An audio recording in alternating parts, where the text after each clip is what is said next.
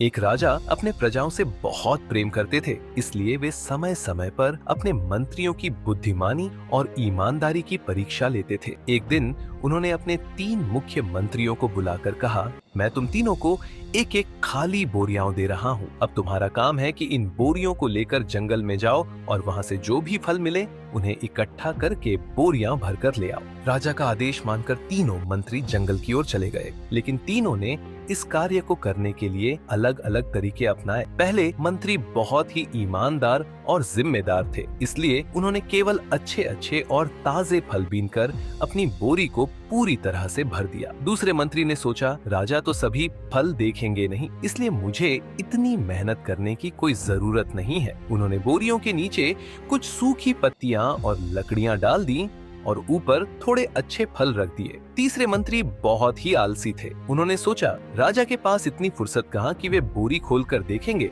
इसलिए उन्होंने सूखी पत्तियां, टूटी फूटी टहनियां और कचरे से अपनी बोरी भर ली। तीनों मंत्री राजा के दरबार में पहुंचे। राजा ने घोषणा की कि इन तीनों को 7 दिनों के लिए अलग अलग कोठरियों में बंद किया जाएगा और इस दौरान इन्हें कोई भोजन नहीं दिया जाएगा। इन 7 दिनों में उन्हें केवल वही फल खाकर रहना होगा जो उन्होंने अपनी बोरियों में इकट्ठा किए हैं। पहले मंत्री को उनकी ईमानदारी का इनाम मिला। उन्होंने जो ताजे और अच्छे फल इकट्ठे किए थे, उसी से वे 7 दिन आराम से भोजन करते रहे। दूसरे मंत्री ने 3 दिनों तक अच्छे फल खाए, लेकिन बाकी के 3 दिनों में भूखे रहना पड़ा क्योंकि उनकी बोरी में पत्तियां और लकड़ियां थीं। इस कारण वे 7वें दिन तक कमजोर और बीमार हो गए। तीसरे मंत्री को पहले ही दिन समझ में आ गया कि उन्होंने बहुत बड़ी गलती कर दी है। उनकी बोरी में खाने के लिए कुछ भी नहीं था, इसलिए भूख से तड़पते हुए अंत में उनकी मृत्यु हो गई।